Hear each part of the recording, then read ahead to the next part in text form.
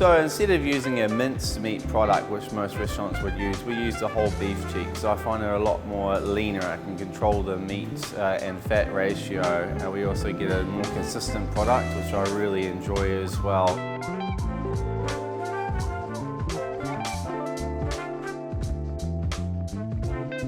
For 4 hours we've braised this at 140 degrees. And our master stock we have here, they come out beautifully.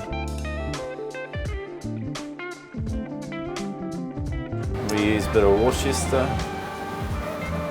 ketchup, put to our fire.